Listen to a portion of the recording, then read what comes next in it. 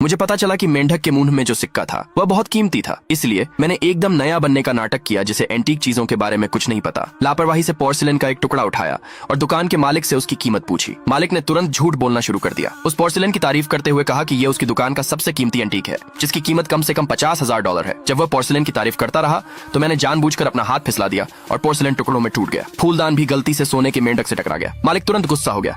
उसने मुझे पकड़ लिया और हर्जाना मांगा। आसपास के लोगों ने शोर सुना और इकट्ठा हो गए। उन सबको लगा कि मैंने पोर्सिलेन तोड़ दिया है और उन्होंने यह भी कहा कि मुझे खराब मेंढक के पैसे भी देने चाहिए। यह देखकर कि मेरा प्लान कामयाब हो गया है, मैंने बहुत बेचारा बनने का नाटक किया और कहा कि मेरे पास सिर्फ $1,000 है। मालिक को लगा कि मैं अमीर नहीं दिख रहा हूँ और यह महसूस करते हुए कि इन चीजों की असल में ज्यादा कीमत नहीं है, उसने सोचा कि $1,000 उसके लिए अभी भी मुनाफा है, इसलिए उसने मेरा ऑफर मान लिया। पेमेंट करने के बाद मैं तुरंत नहीं गया। मैंने मालिक से पूछा कि क्या मैं पोर्सिलेन के टूटे हुए टुकड़े ले सकता हूँ। मालिक को कोई फर्क नहीं पड़ा और उसने मुझे खुद उठाने को कहा। जैसे ही मैं टुकड़े इकट्ठा करने के लिए नीचे झुका, मैंने सिक्का भी ले लिया। बाद में मैं एक एंटीक स्टोर पर गया, सिक्का निकाला और कीमत बताने को कहा, लेकिन उस युवा कीमत बताने वाले ने कहा कि इसकी कीमत ज्यादा से ज्यादा $20 है। गुस्से में मैं उससे बहस करने लगा। हंगामे के दौरान स्टोर का मालिक बाहर आया। उसने तुरंत सिक्के की कीमत पहचान ली और उसे पता चला कि मैंने इसे एंटीक मार्केट से सस्ते में खरीदा था। मालिक बहुत खुश हुआ।